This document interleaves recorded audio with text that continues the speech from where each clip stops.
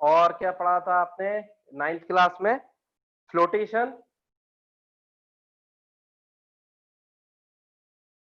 ठीक, and gravitation. ये आपने 9th क्लास में पढ़ा है।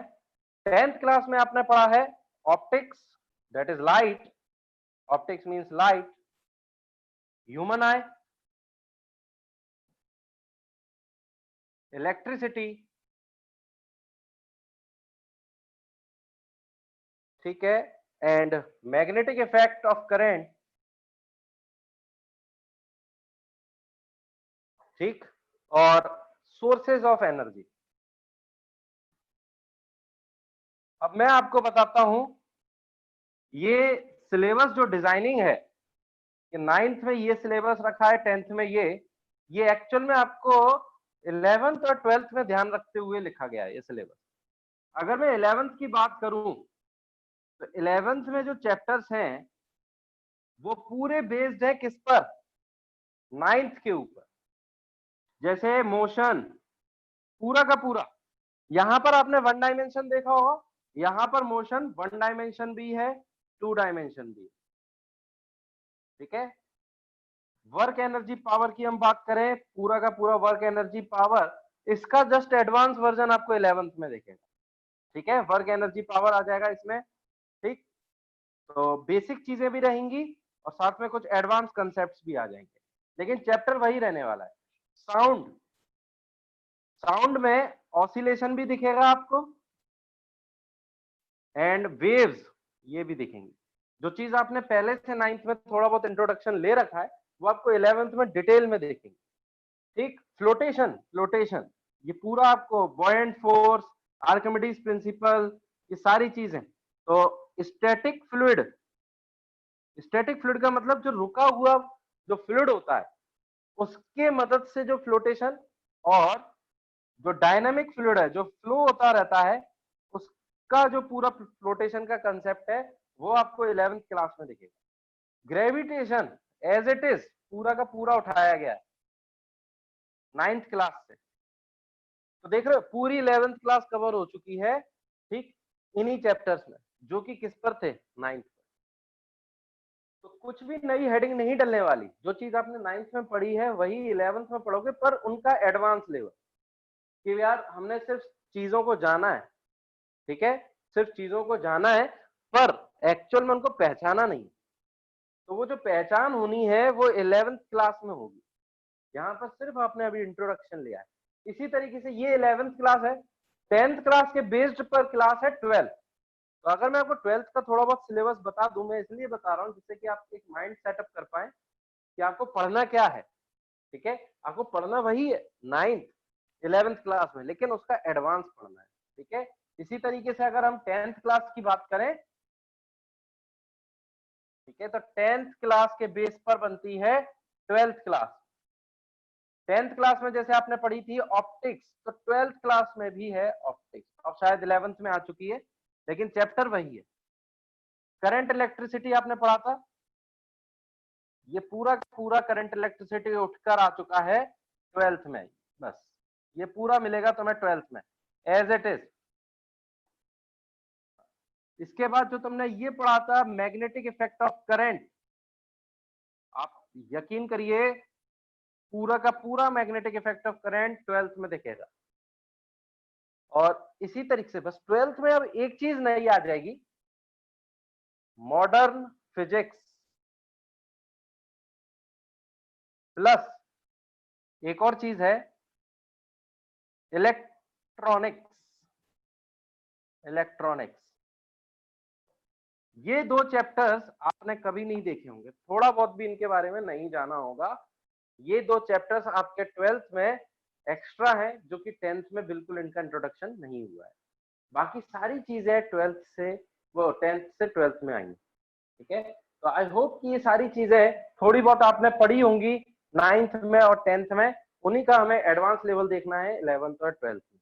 तो ये थोड़ा सा मैंने सिलेबस रिव्यू दिया है जिससे आप एक माइंड सेटअप कर पाओ कि आपको पढ़ाई किस चैप्टर्स की करनी है। तो आपने जो पढ़ रखे हैं उन्हीं की पढ़ाई करनी है, लेकिन अच्छे से एक लेवल पर, ठीक है।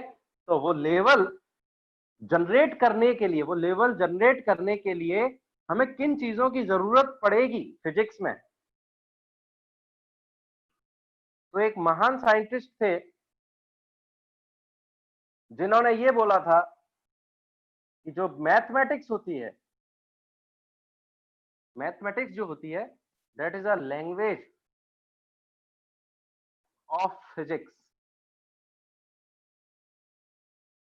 मैथमेटिक्स जो होती है वो is a language of physics होती है। महान साइंटिस्ट थे, उन्होंने ये चीज बोली गई थी मैथमेटिक्स के बारे में। तो अगर हमें फिजिक्स पढ़ना है तो हमें क्या आना चाहिए, हमें मैथमेटिक्स आना चाहिए, वरना मैं फील तो कर पाऊंगा पर मेजर नहीं कर पाऊंगा। ठीक है, तो देखो अगर आप किसी चीज को फील कर रहे हो, जैसे मुझे गर्मी लग रही है, पर मैं अगर उसको मेजर नहीं कर पा रहा हूँ with the help of some quantities, तो फिर मैं फिजिक्स नहीं पढ़ पाऊंगा, क्योंकि मुझे इक्वेशंस बनानी है, मुझे क्वांटिटीज के फॉर्म में अपना आंसर देना है। तो उन सब चीजों के लिए क्या लगता है, मैथमेटिक्स। तो मैथमेटिक्स जो होती है वो एक लैंग्वेज की तरह काम करती है फिजिक्स को पढ़ने के लिए। और मैं ये कहूंगा कि mathematics is a tool of physics. Mathematics एक टूल है फिजिक्स को पढ़ने के लिए। तो सबसे ज्यादा जो इंपॉर्टेंट है फिजिक्स को पढ़ने के लिए वो है मैथमेटिक्स। तो हम इसी चीज की बात कर रहे थे कि क्या आना चाहिए हमें फिजिक्स को पढ़ने के लिए। हमें फिजिक्स को पढ़ने के लिए मैथमेटिक्स आनी चाहिए।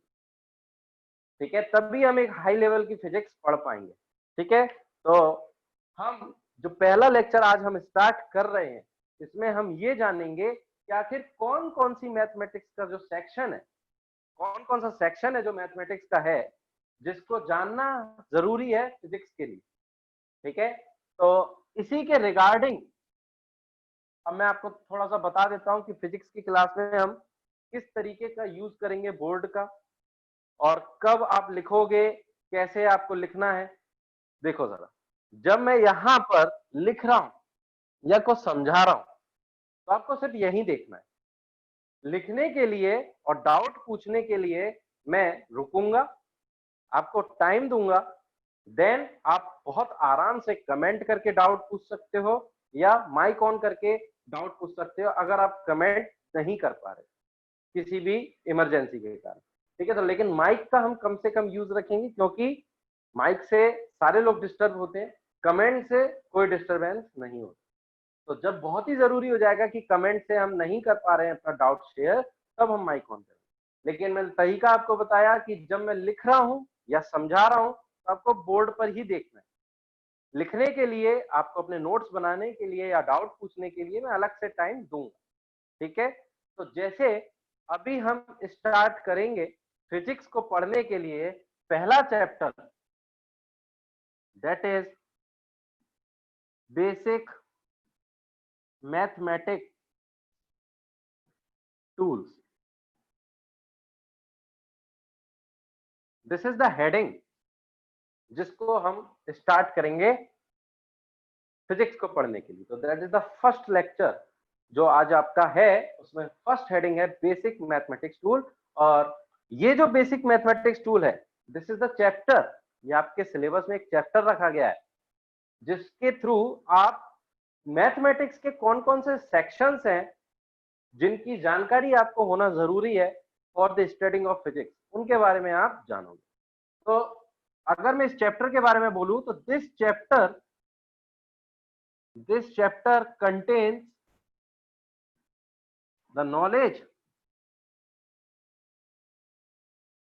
contains the knowledge of various sections of mathematics which are useful for studying physics। ऐसे तो मैथमेटिक्स बहुत बड़ी है, पर हमें कौन से सेक्शंस देखने हैं जो सिर्फ फिजिक्स के लिए जरूरी है। मतलब हम फिजिक्स को पढ़ने के लिए जो बेसिक मैथमेटिक्स की जरूरत है, जो मिनिमम मैथमेटिक्स की जरूरत है, उसको हम इस चैप्टर में देखने वाले हैं।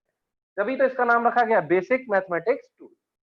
ठीक है, तो यहां पर इस चैप्टर में हम कौन कौन से सेक्शंस देखेंगे मैथमेटिक्स के, तो देखो जरा, ये जो चैप्टर है मैथमेटिक्स टूल, इसको अगर मैं डिवाइड करूं तो देखो, पहला सेक्शन जो बनता है अलजेब्रा, सुना होगा अलजेब्रा। दूसरा सेक्शन जो बनता है ट्रिग्नोमेट्री, ये भी सुना होगा। तीसरा जो पार्ट है दैट इज ग्राफ्स, ये भी बनाए होंगे। फोर्थ पार्ट लॉगरिदम, यहां पर थोड़ी दिक्कत आ सकती है लॉगरिदम, ठीक है। और fifth part calculus. Sixth part calculus के बाद सिक्स्थ पार्ट वेक्टर अलजेब्रा। देख रहे हो कितने सेक्शंस हो चुके हैं इस चैप्टर के, algebra, trigonometry, graphs, logarithm, calculus, vector algebra. ये पूरा चैप्टर इन सेक्शंस को कंटेन करता है। अलजेब्रा कब यूज होता है, ट्रिग्नोमेट्री कब यूज होती है, ग्राफ कब यूज होता है, लॉगरिथम कब यूज होता है, ये सारी चीजें कब कब यूज होती हैं, इनकी हम डिटेल एनालिसिस करने वाले हैं। लेकिन एक चीज याद रखना कि हमारा जो कंस्ट्रेंट है, हम इनको पूरा पूरा नहीं पढ़ेंगे, हम इनको उतना ही पढ़ेंगे जितनी हमें रिक्वायरमेंट है for studying of the physics. ठीक है, अब जैसा कि मैंने ये लिख दिया है, आप जल्दी से इसको नोट करो और फिर मैं आपको टाइम दूंगा, अगर कुछ पूछना है तो पूछ सकते हैं। तो नोट डाउन करो, हेडिंग डालो बेसिक मैथमेटिक्स टूल्स, यहाँ डेट डालो,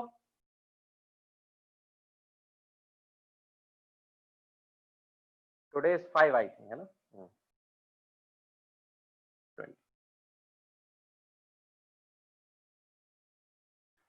नोट डाउन करेंगे।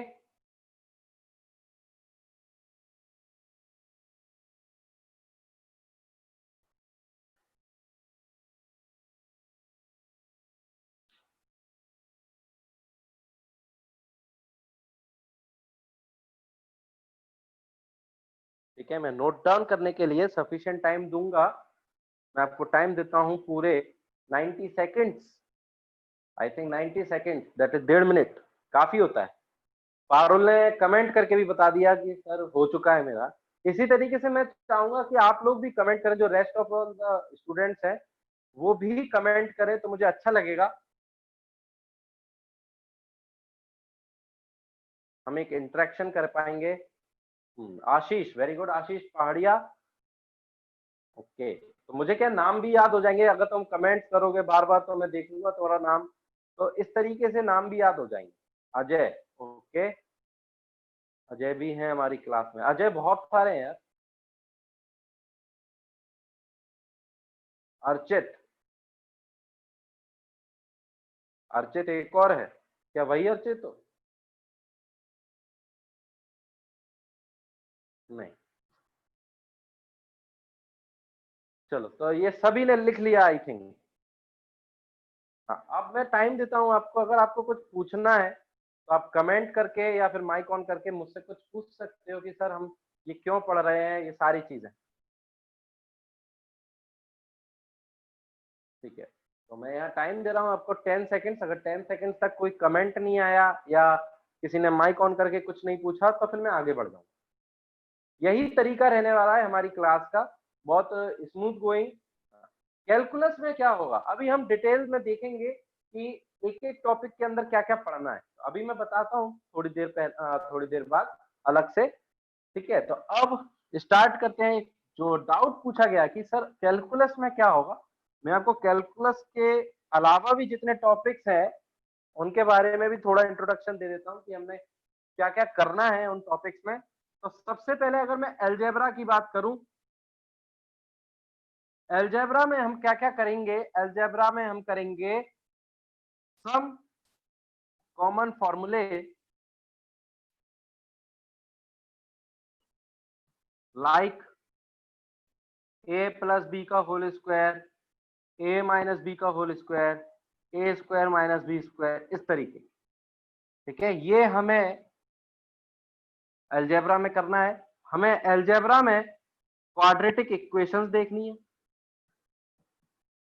क्वाड्रेटिक इक्वेशंस देखनी है हमें। ठीक है, और quadratic equations that is A X square plus B X plus C equal to 0, इस टाइप। ठीक, आई थिंक ये दोनों सुने होंगे आपने और देखे भी होंगे बहुत अच्छे से। ये चीज अलजेब्रा में नहीं हो सकती है आप लोगों के लिए, that is binomial theorem. Binomial theorem ये चीज हो सकती है नहीं। ठीक है, इसमें क्या होता है कि अगर हमारे पास कोई एक्सप्रेशन है तो इस एक्सप्रेशन को हम एक्सपेंड करते हैं कुछ इस तरीके से। तो मैं चाहूंगा कि आप थोड़ा बहुत लिख लें जिससे आपका माइंड जो है वो क्लियर रहे कि हमें क्या क्या पढ़ना है। तो ये चीज हम पढ़ेंगे अलजेब्रा में, 3 टॉपिक्स ए, बी एंड सी, ये अलजेब्रा में हमें पढ़ना है। ठीक है, दिस इज फॉर अलजेब्रा। उसके बाद सेकंड, अभी दूंगा मैं टाइम, आराम से लिख लेना। सेकंड जो चीज हमारे पास है that is a trigonometry. Trigonometry में हम क्या पढ़ने वाले हैं? ट्रिग्नोमेट्री में हम पढ़ेंगे ratio of the sides in a right angle triangle.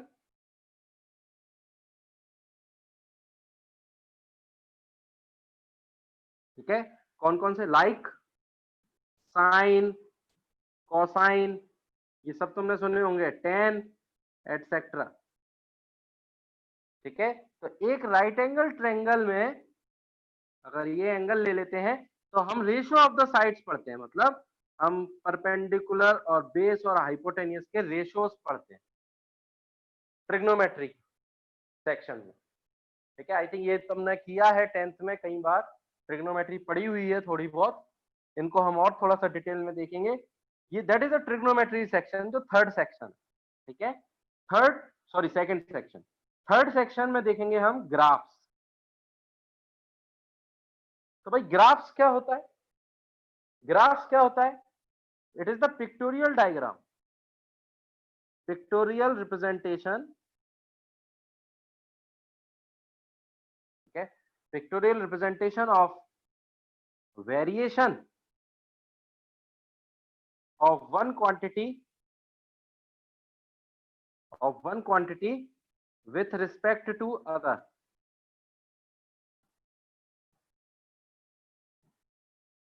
क्या करते हैं हम ग्राफ में? हम क्या करते हैं, ऐसा कुछ ग्राफ बनाते हैं जिसमें एक यहां होती है क्वांटिटी, एक यहां क्वांटिटी होती है, और इनके बीच में हम वेरिएशंस बताते हैं बहुत सारे। तो आई थिंक ये चीज तुमने देखी होगी कि हम ऐसा कुछ ग्राफ बना देते हैं। ये बताता है कि जो y है वो x के चेंज होने पर कैसे चेंज हो रहा है। That is the pictorial representation of the variation of y with respect to the variation of x। ठीक है, तो ये चीज लिख लो जल्दी से अपनी कॉपी में। टाइम देता हूं मैं आपको फिर से, इस बार ज्यादा देता हूं, 100 सेकंड देता हूं, इस बार 10 सेकंड्स एक्स्ट्रा। राइटिंग क्लियर आ रही है, मतलब समझ में आ रहा है? अगर किसी को दिक्कत है तो वो मेरे से कुछ बता सकता है, अपनी प्रॉब्लम शेयर कर सकता है। मैं चाहूंगा, I will be very happy if you will feel any problem and you will share.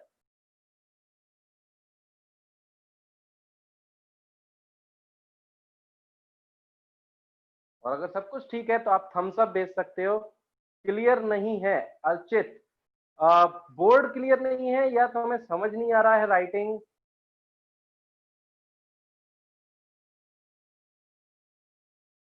Board, अच्छा सभी के साथ ये प्रॉब्लम आ रही है क्या? आदित्य तुम मुझे बताओ, अजय सब क्लियर है? I think this is the problem जो मोस्टली आती है, नेटवर्क इश्यूज के कारण ये प्रॉब्लम आती है जिसमें बोर्ड क्लियर नहीं रहता है। तो आपको इस चीज का ध्यान रखना होगा कि आपका जो नेटवर्क है वो बहुत अच्छा होना चाहिए, क्योंकि ऑनलाइन प्लेटफॉर्म है। हाँ, अजय को भी क्लियर आ रहा है। ठीक है, तो आई थिंक थोड़ा सा नेटवर्क इशू हो सकता है, एक बार चेक करना है, जिसमें बोर्ड क्लियर नहीं आ रहा है। हो गया, आदित्य का बोर्ड क्लियर हो गया। चलो बहुत ही अच्छी बात है, सिग्नल आ गए। अच्छा ये पूरा लिख लो तो मुझे थम्स अप भेजो या डन करके बताओ। हाँ पारुल का हो गया है, वेरी गुड। पारुल ने पहले ही कर लिया था। पारुल जो है वो बहुत स्पीड में लिख रही है, लेकिन याद रखना जब मैं लिख रहा हूँगा तब आपको सिर्फ ध्यान देना है लिखते हुए पर, ठीक है, आपको कुछ नहीं लिखना, मैं अपने आप टाइम दूंगा आपको तब लिखना है। आदित्य का भी हो गया है।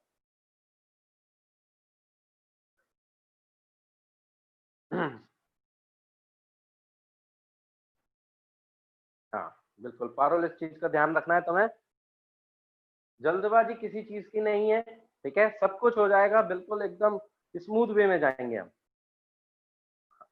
हटा दूं मैं, जब तक आप लोगों से बिल्कुल हरी झंडी नहीं मिल जाती, बिल्कुल हम आगे नहीं बढ़ेंगे। डन, आशीष का भी हो गया, चलो very good.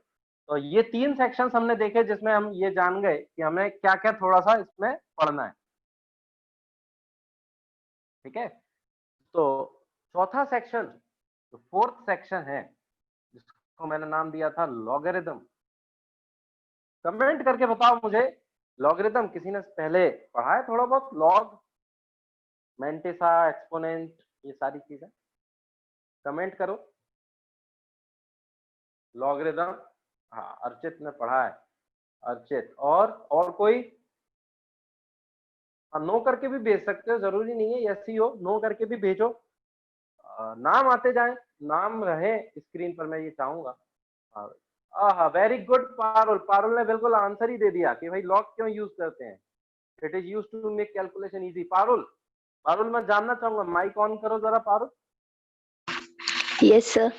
Very good Parul, बताओ जरा कैसे, कहाँ सुना तुमने logarithm?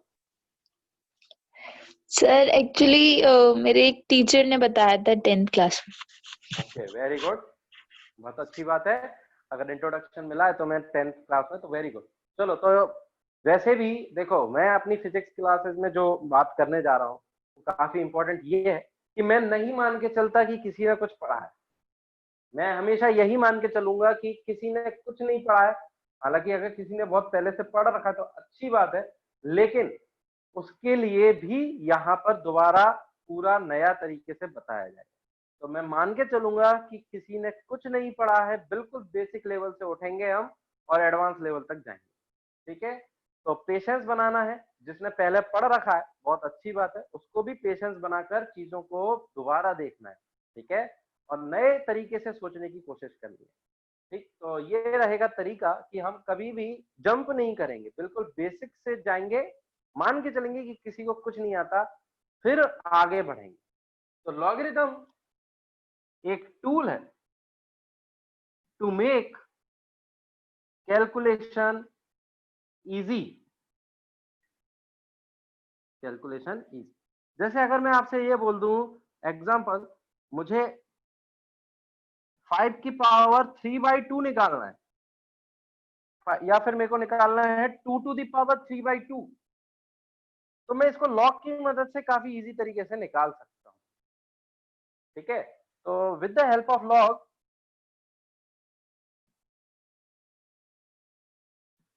We can calculate it easy. Otherwise हमें क्या करना पड़ेगा, अदरवाइज हमें क्या करना पड़ेगा, 2 टू दी पावर 1/2 निकाल लेंगे और फिर उसका क्यूब करेंगे।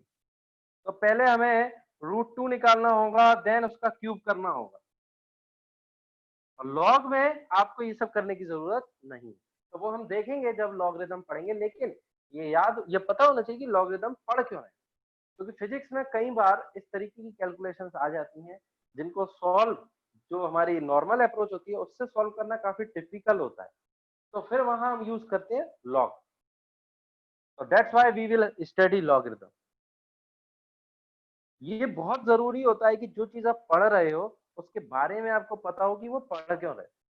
जैसे मैं अगर आपसे पूछूं कि भाई फिजिक्स क्यों पढ़ रहे हो, तो कईयों का आंसर आएगा सर वो एग्जाम जो है, ठीक है, उसमें फिजिक्स पूछी जाती है। बिल्कुल सही बात है, इसमें मैं कभी डिनाई नहीं करूंगा कि भैया एग्जाम में बिल्कुल सही बात है, फिजिक्स पूछी जाएगी, पर इंटरेस्ट कैसे लाया जाए।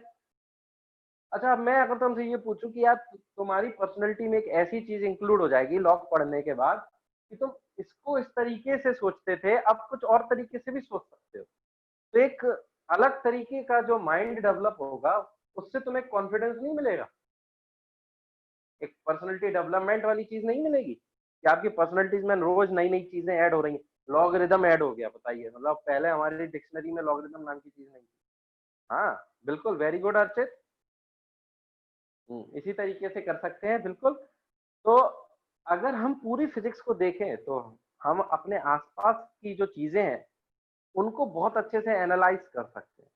जैसे अगर आप कभी गाड़ी भी चलाओगे ना बड़े होके, और अगर आपने फिजिक्स बहुत अच्छे से पढ़ी है, तो आप ये बता सकते हो कि इस गाड़ी में आखिर प्रॉब्लम क्या आ सकती है। अगर वो खराब हो गई है तो आप दिमाग लगाकर बता सकते हो कि ये जो चीज है ना, ये यहाँ से खराब हो सकती है, इसका ये पार्ट खराब हो सकता है, क्योंकि वहां पर तुम्हारा माइंड ऑटोमेटिकली चीजों को रिलेट करेगा कि यार मैंने एक्सेलरेटर दबाया, दबा नहीं, कहाँ दिक्कत आ सकती है, तो तुम रिलेशन ढूंढोगे कि एक्सेलरेटर का रिलेशन कहाँ कहाँ हो सकता है। इस तरीके से चीजों को ऑटोमेटिक करने लग जाओगे तुम, जब तुम एक बार पूरा जेई का सिलेबस पढ़ लोगे फिजिक्स में। तो ये इसीलिए जरूरी है, एग्जाम में आएगा वो बात अलग है, ठीक है। और इस बात की गारंटी दे रहा हूं मैं आपको कि अगर आप बहुत अच्छे तरीके से पढ़ते जा रहे हो, जेई का जो सिलेबस है वो एक लॉजिकल माइंड को डेवलप करता है। ये बात याद रखना कि एक बार जेई का सिलेबस अगर आपने शिद्दत के साथ पढ़ लिया, तो आप दुनिया की कोई भी पढ़ाई कर लेना, आपको आसानी लगेगी, आसान लगेगी, इस बात की गारंटी मान लेना। क्योंकि ये जो सिलेबस है ये माइंड को डेवलप करने वाला सिलेबस है, लॉजिकल अप्रोच डेवलप करता है, सोचने की क्षमता बढ़ा देगा, आपके दिमाग की कैपेसिटी बढ़ जाएगी। बस कंडीशन एक ही है, बहुत शिद्दत के साथ, बहुत पेशेंस के साथ पढ़ना पड़ता है, समझ रहे हो। इसके बेनिफिट्स तुम्हें लाइफ टाइम तक मिलते रहेंगे, इस बात की गारंटी। ठीक, तो अब logarithm, that was the fourth part.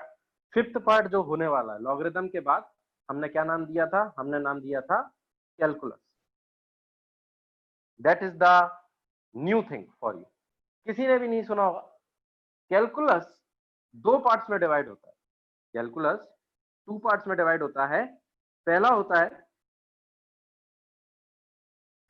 पहला होता है डिफरेंशिएशन, इसको बोलते हैं डिफरेंशिएशन। और दूसरा पार्ट होता है इंटीग्रेशन। अब ये बहुत कमाल की चीज है, पता है, ये जो कैलकुलस है, तुम बताओ इनका नाम तो सुना है? अगर इनका नाम नहीं सुना तो फिर सो जाओ। न्यूटन, इन्होंने बनाया इन्होंने बनाया है कैलकुलस। आपको कहानी, आपको शायद नहीं पता होगा, पर यूरोप में जब प्लेग फैला था, जैसे अभी कोरोना फैला हुआ है, यूरोप में प्लेग फैला था, और ये एक इतने बड़े साइंटिस्ट थे, इनकी जो जान है वो एक देश की धरोहर है। तो इनकी जान बचाने के लिए इनको 7 मंजिलों के नीचे जो लैब थी उसमें इनको बंद कर दिया, क्वारंटाइन जैसे अभी कर रहे हैं ना, वैसे ही कर दिया, जिससे इनको प्लेग ना हो पाए। उसी समय की बात है, जो एप्पल गिरा था ना पेड़ से जो एप्पल गिरा था, तो न्यूटन नीचे बैठे थे, तो इनको ग्रेविटी के बारे में जानना था। तो ग्रेविटी में जानने के लिए इनको जरूरत पड़ी अर्थ के मास की। तो अर्थ के मास की जरूरत पड़ी, तो इनको वॉल्यूम निकालना था स्फेयर का। तो वॉल्यूम जो तुम 4/3 पाई आर क्यूब लिखते हो ना, इसका कभी डेरिवेशन जानना। डेरिवेशन मतलब इसके, ये कहां से आया 4/3 पाई आर क्यूब, ये किसने दिया है, ये 4/3 पाई आर क्यूब कौन ने दिया, इनकी देन है, न्यूटन। समझ रहे हो। तो ये जो चीजें हैं कि अर्थ का मास निकालो, अर्थ का वॉल्यूम निकालो, सरफेस निकालो, एरिया निकालो, ये सारी चीजें हम किसमें देखेंगे, कैलकुलस में। कमाल की बात है, मतलब मैथमेटिक्स का एक बहुत बड़ा सेक्शन ग्रेट फिजिसिस्ट ने दिया है। और मैं आपको बता दूं, मैथमेटिक्स में कभी भी नोबेल प्राइज नहीं मिलता, मैथमेटिक्स नो नोबेल प्राइज, कोई नोबेल प्राइज नहीं मिलता। फिजिसिस्ट, केमिस्ट, इन सब लोगों के लिए बनी है मैथमेटिक्स। समझ रहे हो, फिजिक्स को पढ़ने के लिए, क्योंकि अल्टीमेटली काम तो फिजिक्स ही आएगी ना। ठीक, मैथमेटिक्स तो क्या है, मेजरमेंट करने का एक तरीका है, नंबर सिस्टम, नंबर रिप्रेजेंट कर दिया। चीजों की जरूरत, जानने की जरूरत किसमें पड़ती है, फिजिक्स। तो मैथमेटिक्स में कोई नोबेल प्राइज नहीं मिलता। और ये चीज ध्यान रखना, ये जो कैलकुलस का सेक्शन है, ये किसने इन्वेंट किया है, न्यूटन ने इन्वेंट किया है। और अगर कभी इच्छा हो तो इसके बारे में भी सोचना कि 4/3 पाई आर क्यूब आया कहाँ से। ये तुम्हें याद तो रहता है, पर कभी सोचते नहीं हो कि ये यार ये कैसे निकाला। तो कैलकुलस में हम दो चीजें पढ़ेंगे, एक पढ़ेंगे डिफरेंशिएशन और एक पढ़ेंगे इंटीग्रेशन। डिफरेंशिएशन जो चीज होती है, ये यूज होती है to calculate the rate of change, to calculate the rate of change of one variable with respect to other, with respect to other। एक वेरिएबल का जो चेंज है वो दूसरे के रिस्पेक्ट में कितना है, वो निकालने के लिए हम यूज करते हैं डिफरेंशिएशन। और इंटीग्रेशन कब यूज करते हैं, इंटीग्रेशन यूज होता है to calculate the area, to calculate the area under graph. जैसे अगर हमें कोई ग्राफ दे दिया x और y के बीच में, ये मान लो ये ग्राफ दे दिया, इसके अंडर जो एरिया बन रहा है, इसको हम कैलकुलेट करते हैं किसकी मदद से, इंटीग्रेशन की मदद से। ठीक है, अगर मैं जैसे इसका एग्जांपल दूं ना, तो एक्सेलरेशन आप क्या लिखते हो, change in velocity upon time. तो एक्सेलरेशन मतलब क्या, rate of change of velocity किसके रिस्पेक्ट में, विथ टाइम। टाइम के रिस्पेक्ट में आप वेलोसिटी का चेंज देखते हो, तब मिलता है क्या, एक्सेलरेशन। समझ रहे हो, तो एक्चुअल में ये rate of change of acceleration, rate of change of velocity हम निकालेंगे कैसे, ये निकालेंगे with the help of differentiation. Rate of change of velocity with time.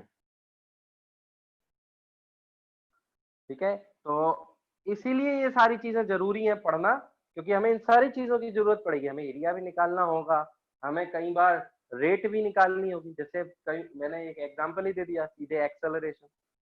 तो एक्सेलरेशन निकालते हैं कि नहीं निकालते फिजिक्स में। तो एक्सेलरेशन की जो डेफिनेशन है, that is the rate of change of velocity with respect to time. लेकिन वो रेट ऑफ चेंज किसकी वजह से निकाल पाओगे, डिफरेंशिएशन की मदद से निकाल पाओगे। तो इसलिए हमें ये दोनों चीजें पढ़नी। नोट डाउन करेंगे जल्दी से। तो ये जो मैं थोड़ी बहुत कहानियां बता रहा हूँ, हो सकता है कि बोरिंग लगे, पर ये बहुत जरूरी भी हैं। ठीक है, ये बहुत जरूरी है कि आप क्या पढ़ रहे हो। ओके, चलो फॉन्ट साइज हम बड़ा कर देंगे। इस तरीके से बता दिया करो मुझे, तो सही रहेगा।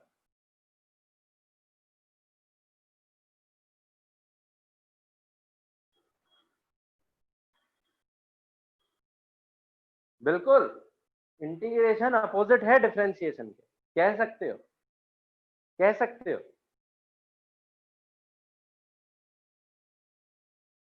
चलो हो गया, आदित्य का हो गया है। हाँ, मुझे तुम्हारे फेस भी दिख रहे हैं।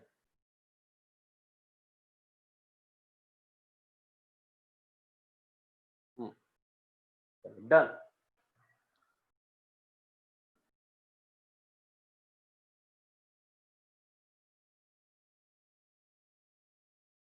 तो ये बात थोड़ी समझने वाली चीज है कि न्यूटन क्यों महान है।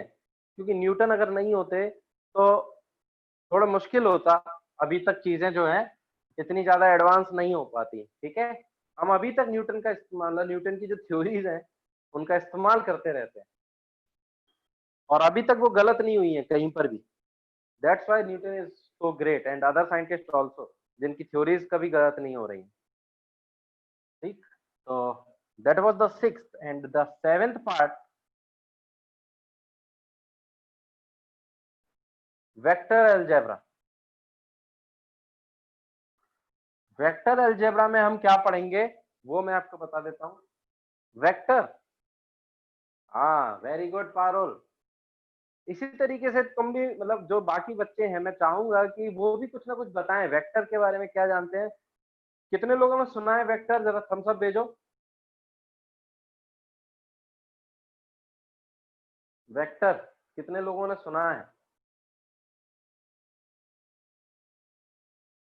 हाँ, अर्चित ने सुना है, और आदित्य चौधरी वेरी गुड, ठीक है।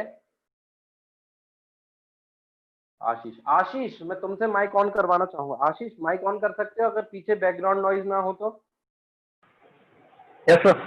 हाँ आशीष, क्या जानते हो वेक्टर के बारे में? सर वेक्टर के बारे में ये जानता हूँ, वेक्टर लोकेशन लोकेट करने के लिए यूज होता है। जैसे कि फिजिक्स में कोई भी चीज कहीं वेक्टर, पे होती नहीं, हम स्पेस में मानते हैं उसे कि वो वहां है, तो उसकी मैं यहाँ लोकेशन लिख लोकेट देता करने के लिए हूँ। होता है वेक्टर जो होता है वो to locate the position, to of any locate the, object. हाँ to locate the position of any object. चलो ठीक है, ये लिख दिया मैंने, और ये चीज दी गई है आशीष के आशीष के द्वारा, तो ये मैंने आशीष का नाम भी लिख दिया। ठीक है, और कोई? चलो आशीष माइक ऑफ कर सकते हो, ठीक है। एक पारुल ने बताया कि ये जो मैग्नीट्यूड प्लस डायरेक्शन, इस तरीके की जो क्वांटिटीज होती हैं जिनके पास मैग्नीट्यूड भी हो डायरेक्शन भी हो, वो वेक्टर क्वांटिटीज कहलाती है। चलो, और अजय, अजय ने भी हाथ उठाया था। अजय माइक ऑन करो। अजय, इनके अलावा कुछ बताना चाहोगे वेक्टर के बारे में?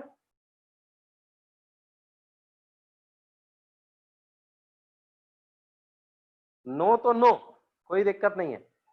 अर्चित ने बोला opposite of scalar quantity, opposite of scalar quantity ये अर्चित ने बोला है।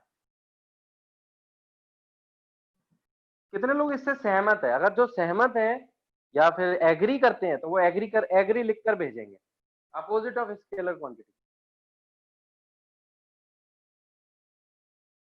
पारुल ने बोला वेक्टर लॉ ऑफ एडिशन, चलो वो तो हम देखेंगे बाद में। लेकिन क्या इस चीज से एग्री करते हो? नहीं करते। अजय नहीं करता, ठीक है। अपोजिट ऑफ स्केलर क्वांटिटी, क्या अर्चित मैं तुमसे जानना चाहूंगा, क्या इस पूरी दुनिया में सिर्फ दो ही तरीके की क्वांटिटीज हैं, वेक्टर और स्केलर? माइक ऑन करके मुझसे बात करो। हाँ, स्केलर के पास सिर्फ मैग्नीट्यूड होता है, एज मैग्नीट्यूड ओनली। लेकिन इसका मतलब ये थोड़ी है कि, हाँ अर्पित, ये चीज थोड़ी सी गलत है, ठीक है।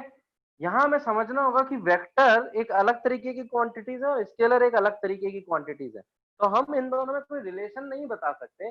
मैं आपको थोड़ा सा क्लियर कर दूं। आशीष ने बोला कि to locate the position of any object, इसके लिए हम वेक्टर पढ़ेंगे। बिल्कुल सही बोला आशीष ने, वेरी गुड। पारुल ने बोला मैग्नीट्यूड प्लस डायरेक्शन वाली जो क्वांटिटीज होती हैं उनको हम वेक्टर क्वांटिटीज बोलते हैं, बिल्कुल सही है। हाँ, अजय का भी बिल्कुल सही है कि डायरेक्शन और मैग्नीट्यूड दोनों होते हैं वेक्टर क्वांटिटीज पे, स्केलर में सिर्फ मैग्नीट्यूड होता है। लेकिन एक बात ध्यान रखनी होगी कि scalar is not an opposite to vector quantity, दोनों क्वांटिटीज इंडिपेंडेंट होती हैं। तो अब जरा मैं वेक्टर क्वांटिटीज को कंक्लूड करता हूं। तो हम वेक्टर अलजेब्रा में क्या पढ़ने वाले हैं? वेक्टर अलजेब्रा में पढ़ेंगे this section contains the algebra, algebra means addition, subtraction, multiplication,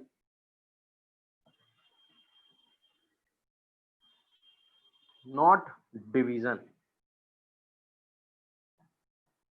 कमाल की बात देख रहे, नॉट डिवीजन, नॉट पर मैंने ऐसे, not division of vector quantities,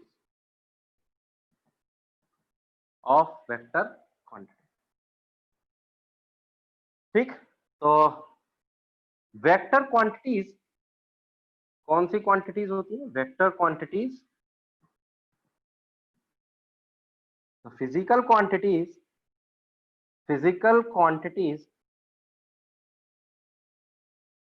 ठीक है।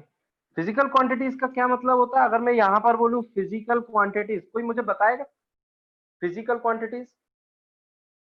डिवीजन के बारे में Some measurable quantities. Very good. किसकी आवाज थी ये? पारुल? Yes, sir. चलो वेरी गुड।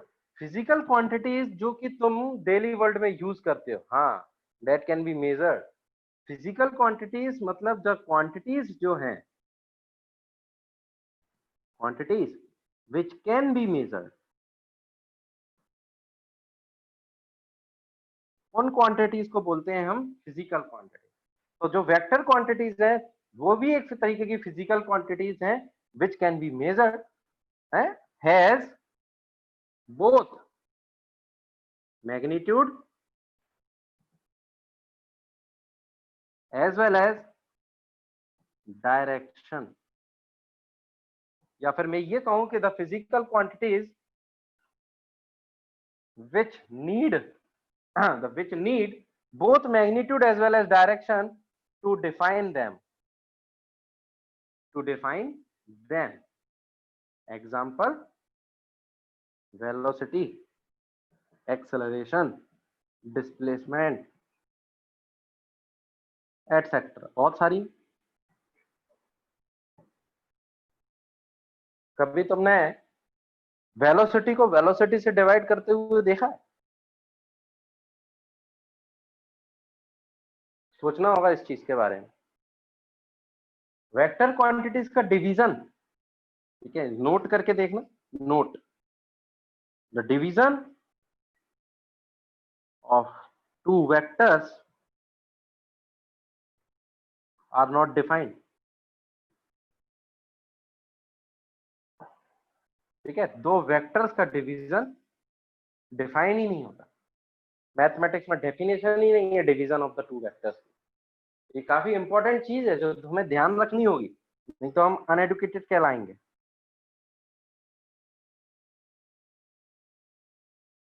व्हाई? इसका रीजन हम देखेंगे जब हम डिटेल में वेक्टर अलजेब्रा पढ़ेंगे। बिल्कुल, तो इसका रीजन देखेंगे कि वही डिवीजन क्यों नहीं कर सकते। ठीक है, तो हम इस चीज को डिटेल में देखेंगे जब वेक्टर्स पढ़ेंगे। तो चाहूंगा जल्दी से लिख लो आप, टाइम देता हूं मैं आपको 1 मिनट का इसको लिखने के लिए।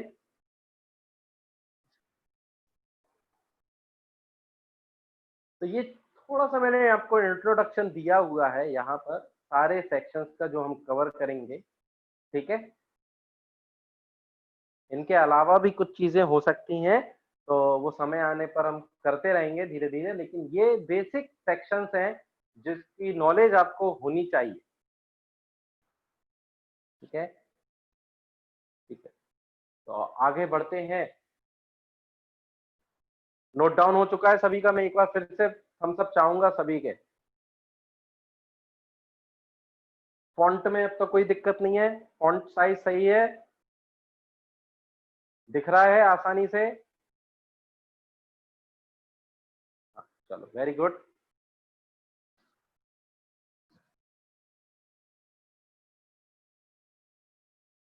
कितने लोग गए हैं आईआईटीज वगैरह?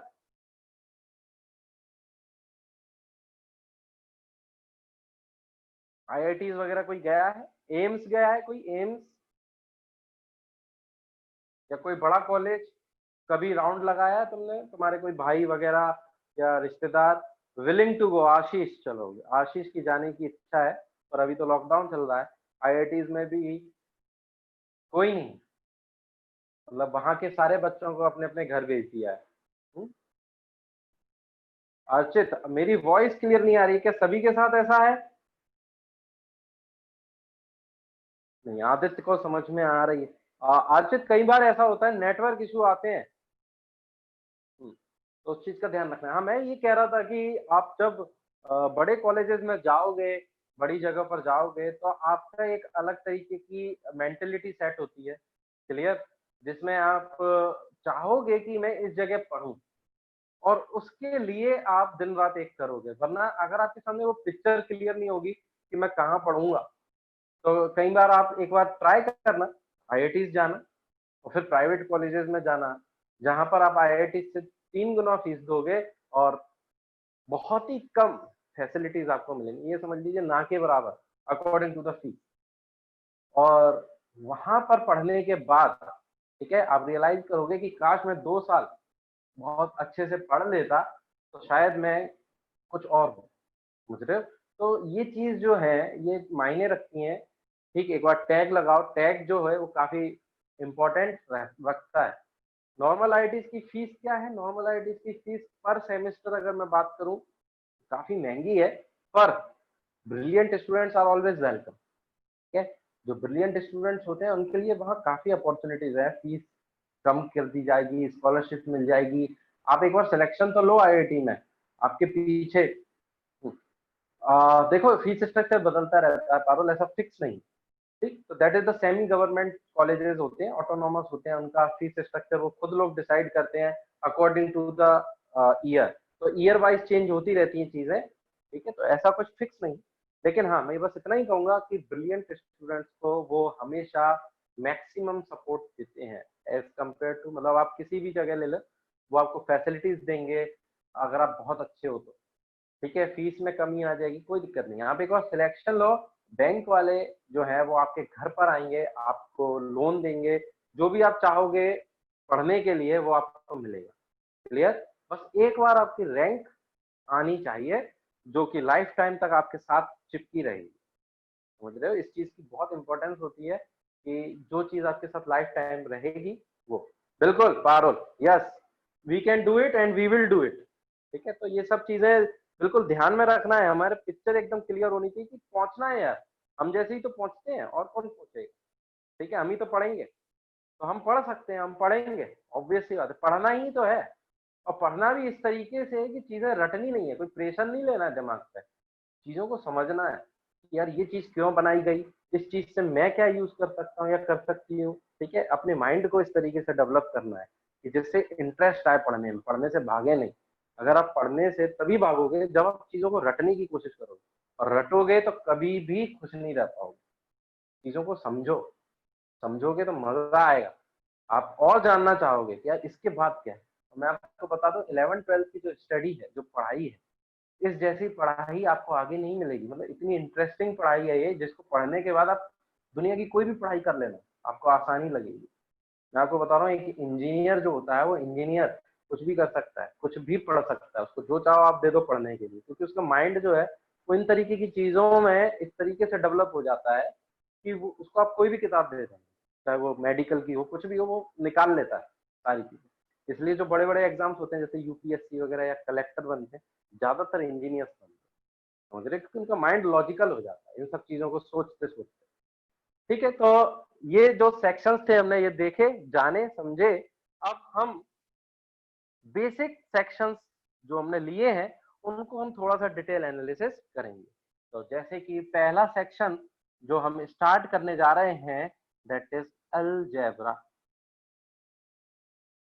अलजेब्रा ये हमारा पहला सेक्शन रहेगा।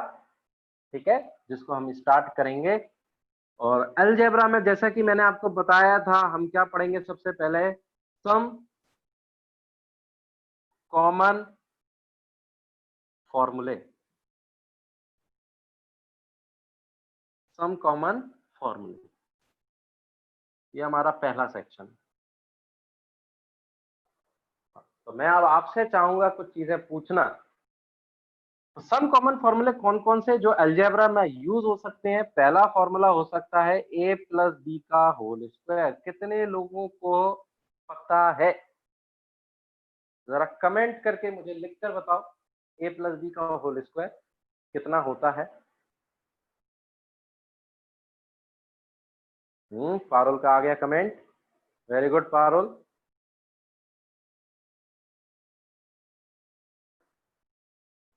ओके, आदित्य का भी आ गया है। हाँ हाँ, वेरी गुड, तो बहुत सारे लोगों का आ गया। बिल्कुल सही है, ठीक, वेरी गुड। कितने लोगों ने इस तरीके से सोचा? कितने लोगों ने इतने इस तरीके से सोचा है कि a प्लस बी का होल स्क्वायर को मैं ऐसे भी लिख सकता हूँ?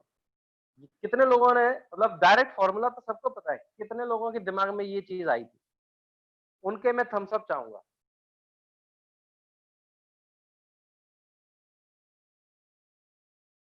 किसी ने सोचा था इस तरीके से? आशीष ने सोचा था। और मैं यही चाहता हूँ, मैं यही चाहता हूँ, यही चीज चाहता हूँ मैं कि आप ए प्लस बी के होल स्क्वायर को ऐसे सोचें। ठीक, और अब कैसे सोचें? मल्टीप्लाई, ए से ए का मल्टीप्लाई ए स्क्वायर, ए से बी का multiply A B plus B A and plus B square. यहां से A square plus B square plus ये 2ab का फॉर्मूला बन जाता है। तो मैं चाहूंगा कि आप इस तरीके से सोचें। सेकंड चीज जो फॉर्मूला है वो a माइनस बी का होल स्क्वायर, तो इसको भी हम इसी तरीके से सोचेंगे। तो अगर हम इस तरीके से सोचते हैं तो ये आएगा ऐसे, ए स्क्वायर, ठीक है, minus A B minus B A और प्लस बी स्क्वायर। तो ये बन जाएगा A square minus 2ab plus B square. ये हो गया। कितने लोगों ने इसको एक अलग तरीके से सोचा है? अब जरा देखो इसको मैं कैसे सोच सकता था, ठीक है? अल्टरनेटिव थिंकिंग देखो, अल्टरनेटिव। आपको सभी तरीके से दिमाग चलाना है। जेई एग्जाम्स के लिए तैयार हो रहे हो तुम, छोटे मोटे एग्जाम्स के लिए नहीं, जेई, मेडिकल, नीट, सब बड़े लेवल पे एग्जाम। तो अल्टरनेटिव अप्रोच क्या कर सकते हैं हम? रिप्लेस कर दो बी को माइनस बी से एन ए प्लस बी का होल स्क्वायर, रिप्लेस कर दो। तो रिप्लेस कर दोगे तो क्या बन जाएगा? ए माइनस बी का होल स्क्वायर बन जाएगा। और यहां रिप्लेस करोगे तो ये स्क्वायर रहेगा, माइनस बी का होल स्क्वायर रहेगा, plus 2a into minus B रहेगा। ये तो सेम ही आ गया, A square plus B square minus 2ab। कितने लोगों ने ऐसा सोचा था? ऐसा कभी सोचा है? ये चीज भी बहुत जरूरी है, अल्टरनेटिव अप्रोच। बी को माइनस बी से रिप्लेस कर दो यार, बिल्कुल। ये सारी चीजें आपको एग्जाम्स में ध्यान आएंगी कि हमें माइंड जो है वो चलाना है, कैसे भी करके हमें आंसर निकालना है। मुझे अगर ये दे दिया जाता कि यार मेरा ए प्लस बी का होल स्क्वायर ये होता है, मुझे नहीं आता मल्टीप्लाई करना, लेकिन फिर भी मैं आंसर निकाल के आऊंगा। क्यों निकाल के आऊंगा? क्योंकि मुझे दिमाग चलाना आता है। बी को माइनस बी से रिप्लेस कर देता हूँ, स्क्वायरिंग करना तो आती ही है ना, बस हो गया काम, आ गया आंसर, लगाया गोला, मिल गए 4 नंबर, रैंक बढ़ गई हमारी 10,000 से ऊपर। 4 नंबर में 10,000 रैंक ऊपर हो जाती है। ठीक है, तो ये चीज भी जरूरी है, ये मतलब कुछ भी करके हमें आंसर्स निकालना। तो सेकंड फॉर्मूला ये हो गया। थर्ड फॉर्मूला मैं अब आपसे पूछता हूँ, A square minus B square क्या होता है? A square minus B square क्या होता है?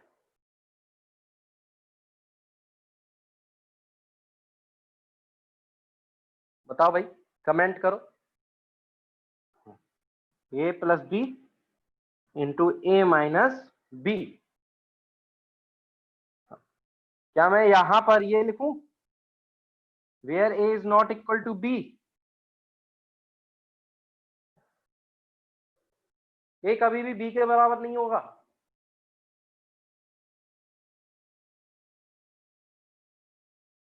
वरना तो जीरो ही हो जाएगा। हाँ बिल्कुल। तो ये चीज कहां से आई?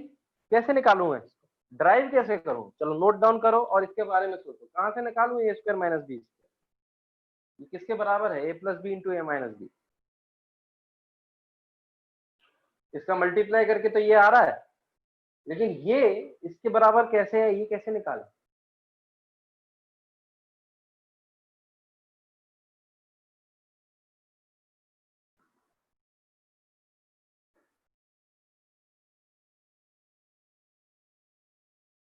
आदित्य, कांट गेट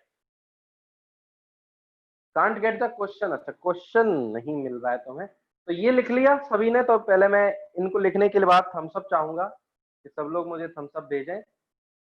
ये 3 फॉर्मूले हैं।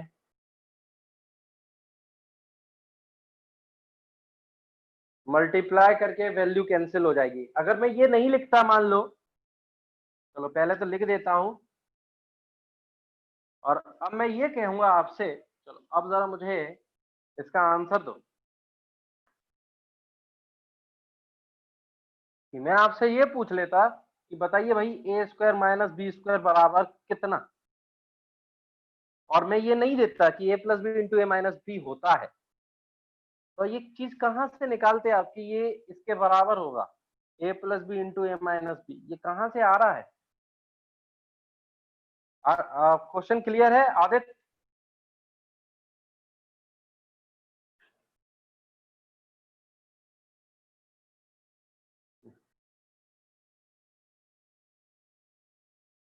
इसे एक्सपेंड करके, एक्सपेंड कैसे करेंगे, इसे एक्सपेंड कैसे करेंगे, मतलब यही तो मैं पूछना चाहता हूं कि इसका एक्सपेंशन ही तो ए प्लस बी इंटू ए माइनस बी होता है, तो इसका एक्सपेंशन ए प्लस बी इंटू ए माइनस बी आया कहां से? वैल्यू लेकर, वैल्यू लेकर तो वेरिफिकेशन होता है, डेरिवेशन नहीं होता। वैल्यू लोगे तो वेरिफिकेशन होगा, डेरिवेशन नहीं होगा। तो ठीक है, तो आज की क्लास के लिए तुम्हें एक काम मिल गया, ये तो मैं सोचना है, थिंक ओवर इट, ठीक है? तो मैं Excuse me, सर। हाँ पारुल, सर हम a माइनस बी की वैल्यू रख सकते हैं under the root A square plus B square minus 2ab, उसका इनटू कर सकते हैं A square plus B square plus 2ab under the root से। बिल्कुल बिल्कुल सही है, लेकिन इसको मुझे करके बताना है आपको। नेक्स्ट क्लास में मैं आपसे पूछूंगा, आप कॉपी पर करके रखें, ठीक है, कि हमें ये प्रूव करना है कि ए square minus B square a plus B into A minus B होता है, ठीक है? प्रूफ का मतलब समझते हो? ऐसा मत करना कि इसका मल्टीप्लाई करके देख दिया ये आ गया, ये तो वेरिफिकेशन हो गया। अगर यही चाहिए होता तो फिर मैं लिखता ही क्या है। तो ये चीज आपको निकालनी है, ठीक है? दैट इज योर होमवर्क, जिससे कि अब चालू हो जाएगा तुम्हारा सोचने का एक नया तरीका, ठीक है? अब फोर्थ फॉर्मूला जो मैं चाहूंगा, ए माइनस बी को मैं लिखना चाहता हूं, ठीक है? फोर्थ फॉर्मूला जो है वो पता है क्या है? Write a minus B in the form of a plus b and a into b. तो ये तो होमवर्क है। नेक्स्ट जो फॉर्मूला है हमारा, वो a माइनस बी को a प्लस बी और a इंटू बी के फॉर्म में लिखने वाला फॉर्मूला है। यानी मैं a माइनस बी को a प्लस बी और a इंटू बी के फॉर्म में कैसे लिख सकता हूं, जरा मुझे करके बताओ सभी लोग, जरा रफ कॉपी पर अपने कर लो। a minus B in the form of a plus B और a इंटू बी के फॉर्म में कैसे लिखूंगा? Hello sir. हाँ हेलो सर। हाँ बताओ।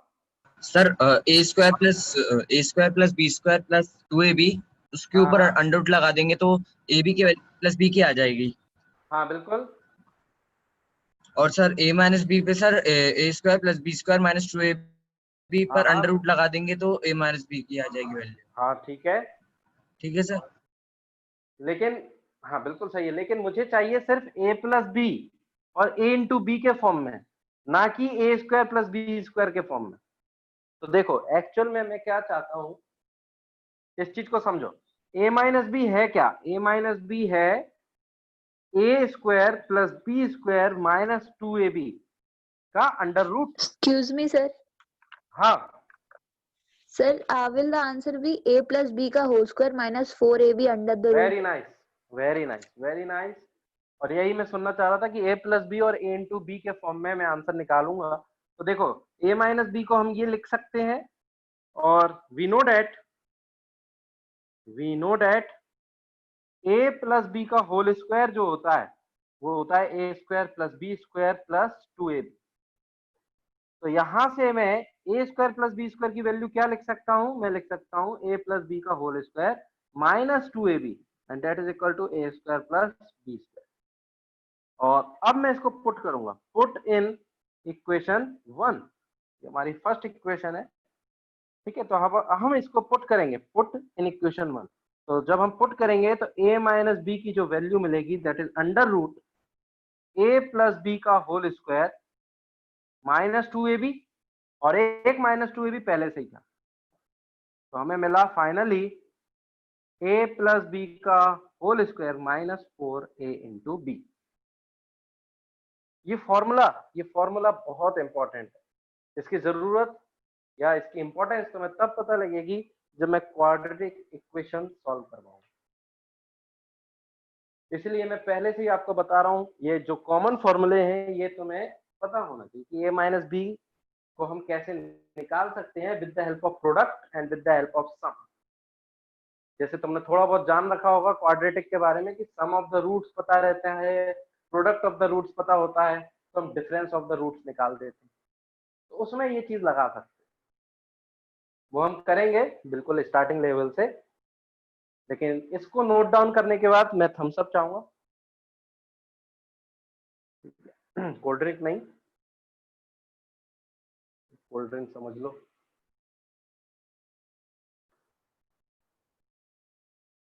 लिख लिया सभी ने?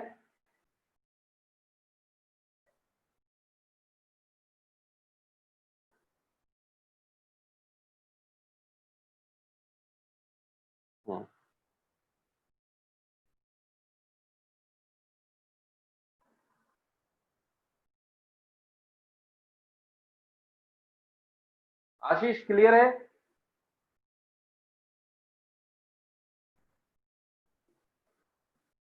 Yes sir. Fantastic class.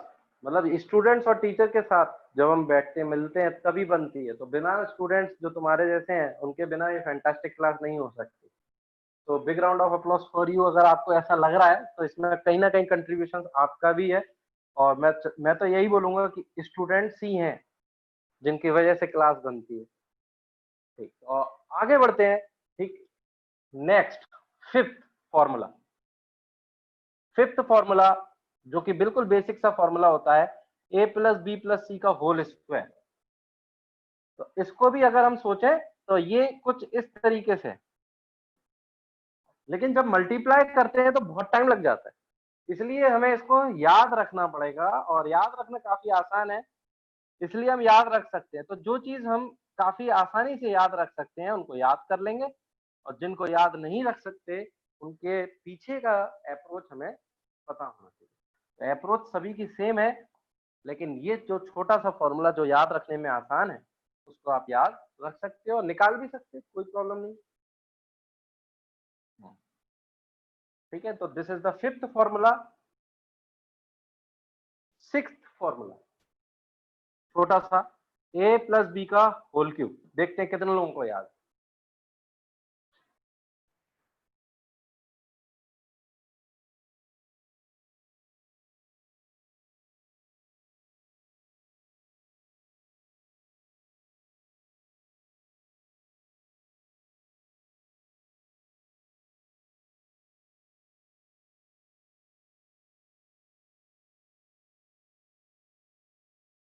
Okay, very good. Parul का आंसर आ गया, अर्चित का भी आ गया, वेरी नाइस। हाँ, मैं और लोगों का इंतजार कर रहा हूँ। हाँ, आदित्य का भी आ गया है, very good, very nice. Ajay का भी आ गया। चलो, तो बहुत ही अच्छी बात है, सभी के आंसर्स आ गए हैं। ठीक, तो अगर हम सोचे तो कैसे सोच सकते हैं कि यार ये तो ये लिखा हुआ है, तो 3 बार मल्टीप्लाई कौन करेगा पहले से? इसको हम ऐसा भी तो लिख सकते हैं, a प्लस बी का whole square into a plus b. तो अगर हम ये जानते हैं तो इसका मल्टीप्लाई करना आसान हो जाता है। तो एक्चुअल में क्या लिखा हुआ है, इसी का दूसरा फॉर्म हम लिख सकते हैं, a square plus B square plus 2ab multiply a plus b. तो ये फॉर्मूला भी बिल्कुल सही है। इसको जब मल्टीप्लाई कर दोगे तब जो तुम्हारा जो फॉर्मूला तुम दे रहे हो वो भी बिल्कुल सही है, और उसको मैं ऐसे ऐसे भी लिख सकता हूँ, इसको मैं ऐसे भी लिख सकता हूँ, यहाँ से 3ab कॉमन ले लूं और ये बन जाए a प्लस बी। याद नहीं रखना है, लॉजिक है हर एक चीज। हर एक चीज में लॉजिक है। मजा तभी आता है जब आप पीछे का जो बेस है, लॉजिकल बेस, वो स्ट्रांग रहेगा तो आपको ये फॉर्मूले याद ही नहीं रखने। अरे ठीक है यार, a प्लस बी के होल क्यूब को ये भी तो लिख सकते हैं, मैं थोड़ी जरूरी है कि यही लिखूं। ठीक है, तो ये चीज वैसे तुम्हें ज्यादातर जनरल फॉर्म में यूज करने को मिलती है, इसलिए ये याद रहता है, वरना ये भी सब बराबर ही है एक दूसरे के। इसी तरीके से seventh formula a minus B का होल क्यूब, बताओ भाई। सर बस ऊपर वाले फॉर्मूले में b की जगह हाँ, माइनस कर देंगे। बहुत ही बढ़िया, मैं यही सुनना चाह रहा था। क्या करना होगा, अभी अभी बताया था हमने, a प्लस बी के होल स्क्वायर को निकालते हैं, और a माइनस बी के होल स्क्वायर को अगर निकालना है तो या तो हम अपनी जो परंपरा वाली चीज है उसको अपनाएं,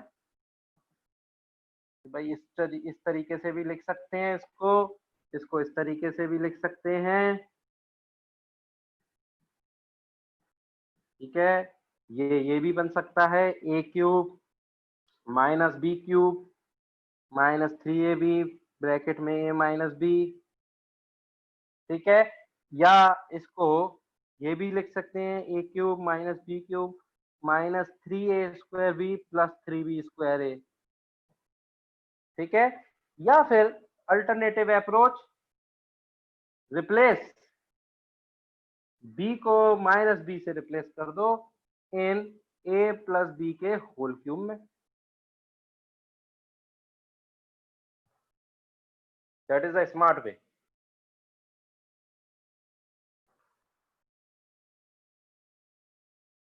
नोट डाउन करो, जैसे ही हो जाए मुझे एक्नॉलेज करो, बताओ मुझे कि हो गया है सर, फिर मैं आगे बढ़ूंगा। किसी को कुछ पूछना है, डाउट है तो पूछ सकता है।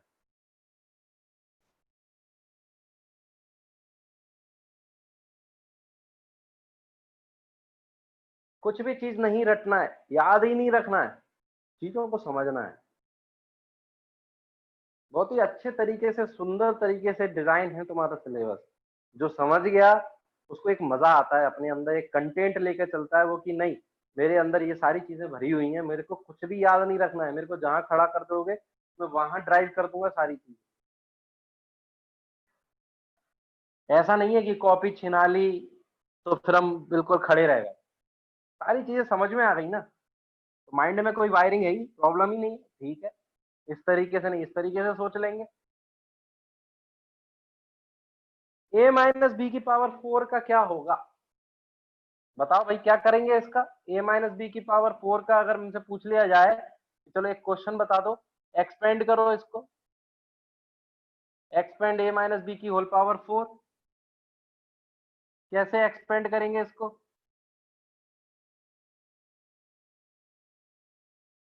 क्या सॉल्यूशन रहेगा, करो कोशिश। a यही 90 माइनस बी का second. Whole square into a minus B का होल स्क्वायर। चलो ठीक है, तो देखते हैं जरा, ठीक है। अब मैं सभी को 90 सेकंड्स दिया करूंगा, तभी आंसर दें, ठीक है, जिससे कि क्या है, सभी लोग आंसर्स निकाल पाए। वेरी गुड, तो सोचा अच्छा है, जरा फाइनल एक्सप्रेशन निकालो। a माइनस बी की होल पावर 4,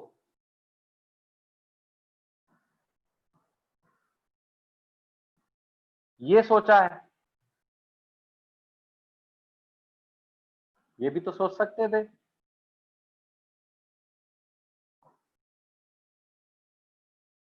एक ही तो बात है,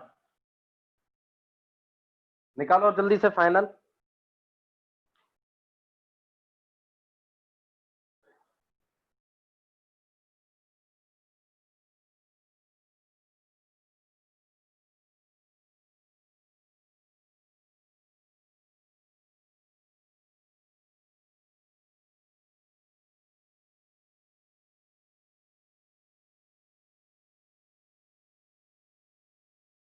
अभी जो माहौल चल रहा है दैट इज ऑनलाइन प्लेटफॉर्म।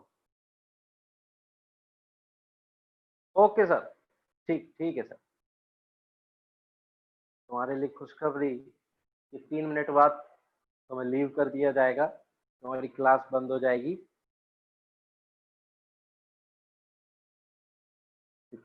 तो सिंपल सी चीज है, इसको हमें एक्सपेंड करना है, तो a माइनस बी का होल क्यूब हमें एक्सपेंड करना जानते हैं, कुछ अजीब सा ही बनेगा। तो a cube minus B cube minus 3ab into a minus b लिखूंगा मैं इसको, and then a minus b करूँ, ठीक है। हेलो सर, या फिर इस, हाँ a की power 4 minus 4a cube b plus 6a square b square minus 4ab बहुत बढ़िया, प्लस b बहुत स्क्वायर अच्छी बनता बात है। मैं समझ गया, आंसर आया होगा, चेक कर लेंगे। मैं यहाँ आंसर लिख दूंगा तो चेक कर लेना जरा ध्यान से। तो मैं सिर्फ मल्टीप्लाई कर रहा हूँ, तो देखो मल्टीप्लाई करेंगे भी तो a की पावर यहाँ पर 4 बनेगी, ठीक है, और यहाँ पर बनेगा माइनस बी क्यूब इंटू ए minus 3a cube into B और plus 3a square B square. फिर मैं माइनस के साथ मल्टीप्लाई करूंगा तो minus B into A cube plus B की power 4 minus 3b square A square, ठीक है, और यहाँ पर बनेगा माइनस, और ये प्लस बन जाएगा, ये माइनस 3a बी क्यूब, ठीक। तो ये चीज बनी हमारी। अच्छा, इस चीज को हम ऐसे देख सकते हैं कि अगर मैं a का मल्टीप्लाई कर रहा हूं इसमें, तो ये चीज बनी, तो मैं a को माइनस बी से रिप्लेस कर देता हूँ ना, यहाँ पर a को इस पूरे एक्सप्रेशन में माइनस बी से रिप्लेस कर दो। शॉर्ट ट्रिक की बात कर रहे थे हम, तो इस एक्सप्रेशन में a को अगर मैं माइनस बी से रिप्लेस कर दूंगा तो ये चीज बन जाएगी, ये बनेगा b की पावर 4, ठीक है, और माइनस बी की पावर 4 बनेगा यहाँ पर। और देखो यहाँ जो मैंने a का मल्टीप्लाई किया था उसकी जगह मैं माइनस बी कर रहा हूँ, तो ये रिप्लेस हो जाएगा। तो ये चीज सोचना थोड़ा सा टिपिकल है, ठीक है, लेकिन कर सकते हैं। तो मैं रिकमेंड तो नहीं करूंगा इस चीज को कि आप कोई शॉर्ट ट्रिक अपनाओ इस चीज के लिए, क्योंकि आंसर गलत हो गया तो फिर सब रखा रह जाएगा, ठीक है, लेकिन हम सोच जरूर सकते हैं। तो यहाँ से आंसर आ गया a की पावर 4 प्लस b की पावर 4 माइनस बी क्यूब, और ये माइनस बी ए क्यूब, ठीक है, एक ये बन रहा है माइनस 3ab क्यूब, तो ये बनेगा माइनस 4ab क्यूब। फिर ए क्यूब वाले ले लो, तो यहाँ बनेगा minus 4a cube into B, फिर ये बी स्क्वायर वाले ले लो, तो 6a स्क्वायर बी। सर आगे आंसर आ गया, बिल्कुल सही है, this is the right answer. लिखने का तरीका हमेशा ध्यान रखना, पावर यहाँ 4 है, फिर डिग्री 3 है, फिर डिग्री 2 है, तो ये एक राइटिंग वे होता है लिखने का, कि आप हमेशा डिक्रीजिंग ऑर्डर ऑफ डिग्री में लिखते हैं। तो एक ही होमवर्क दे रहा हूं मैं, सोचना आपको ये है कि a square minus B square a plus B into A minus b कैसे आया, बाकी सारी चीजें हमने देख ली हैं। तो ये थे कुछ कॉमन फॉर्मूले, ठीक है। अब इनके बेसिस पर हम नेक्स्ट क्लास में कुछ क्वेश्चंस करेंगे। तब तक के लिए आपको यही चीजें ध्यान रखनी है, अपना पुराना रिवाइज करते रहो, चीजों को सोचते रहो नए तरीके से। थैंक यू, और मिलते हैं फिर नेक्स्ट क्लास में। I am Sanchit Jain, you can call me SJ sir, ठीक। फिर मिलते हैं नेक्स्ट क्लास में। Thank you Parul, thank you to all, Ashish, Ajay, Archit, thank you.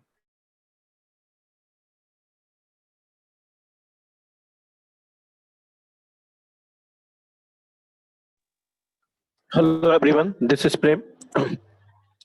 आपको जो भी क्लास की डिटेल है वो जो हमने अभी बैच 3 का ग्रुप बनाया है वहां पे आपको सारी डिटेल मिल जाएगी। कल का आपका ऑफ रहेगा, संडे आप लोगों की क्लास रहेगी, क्लास की टाइमिंग और इस लेक्चर का वीडियो लेक्चर भी उसी ग्रुप पर आपको मिलेगा। आपको कोई भी परेशानी आती है, कोई भी दिक्कत आ रही है, कोई भी डाउट्स है, उस ग्रुप में व्हाट्सएप ग्रुप के माध्यम से आप पूछ सकते हैं, वहां पे अपना कमेंट्स कर सकते हैं। कोई भी दिक्कत आती है, जो लेक्चर आज हुआ है इसका वीडियो लेक्चर भी टिल मॉर्निंग आपको, टुमारो मॉर्निंग आपको उसी ग्रुप पे मिल जाएगा। और किसी तरह की अगर आपको दिक्कत है, टाइम टेबल से रिलेटेड है, कोई भी आपको डाउट, तो उसमें आप कमेंट्स कर सकते हैं। बाकी जो भी नेक्स्ट क्लास का टाइम टेबल है वो उसी ग्रुप पे आपको मिलेगा। वैसे मैंने आपको बता दिया है, अभी इस वीक, कमिंग वीक, आने वाले 5 दिन आपकी 3 क्लास होंगी, एक दिन का ऑफ रखेंगे, एक दिन क्लास रखेंगे। उसके बाद में फिर आपके लेक्चर पर डे के हिसाब से बढ़ते हुए चले जाएंगे। अभी पहला हफ्ता है, पहली क्लास है, इसलिए थोड़ा रिलैक्स आपको दे रहे हैं। जब तक आप थोड़ा कंफर्टेबल हो जाए क्लास लेने के लिए। ओके, किसी को डाउट है, कोई कुछ पूछना है तो पूछ सकता है, अदरवाइज क्लास फिर लीव करेंगे। सर कल ऑफ रहेगा? हाँ बेटा, कल ऑफ रहेगा। एक्चुअली थर्ड बैच में हमने पहला है, हमेशा जो फर्स्ट सेकंड थर्ड बैच तीनों की क्लास इसी तरह होंगी, जो पैटर्न फर्स्ट बैच या थर्ड सेकंड बैच में रहा है। उनकी एक क्लास हुई है पहले वीक में, दूसरे दिन ऑफ रहा है, फिर क्लास हुई है, फिर ऑफ रहा है। तो ये थर्ड बैच को में भी फॉलो रहेगा। आफ्टर दैट फिर आपकी क्लास 4 डेज, फिर देन 5 डेज और फिर 6 डेज, इस तरह बढ़ती हुई चली जाएंगी। और किसी को कोई डाउट्स? तो अभी कोई जल्दबाजी करने की जरूरत नहीं है, बहुत ही बिगनिंग है आपकी, स्टार्टिंग है, पहला लेक्चर है आज बैच का। कोई भी किसी तरह का परेशान होने की जरूरत नहीं है, बहुत ही आराम से चीजों को देखिए, वीडियो लेक्चर देखिए, डाउट हो तो डाउट ग्रुप में पूछिए, क्योंकि स्पीड जिस दिन से स्टार्ट हो जाएगी, हम चाह सकते हैं, चाह कर भी ऐसा नहीं करना चाह रहे हैं कि हम लोग नहीं चाह रहे कि 2 लेक्चर पर डे करा दें, अभी से डेली करा दें, आपको एकदम वर्डन नहीं, वो आगे बहुत आएगा ही आएगा, लेकिन अभी आपको कंफर्ट जोन में रखने के लिए जरूरी है ऐसा। ठीक है, तो अभी रिलैक्स होके पढ़िए, मेहनत कीजिए, आगे बढ़िए। ओके, ठीक है, चलो, जब अगली क्लास के लिए आप सभी लोगों को गुड बाय, नेक्स्ट मिलते हैं, मेहनत करते रहिए।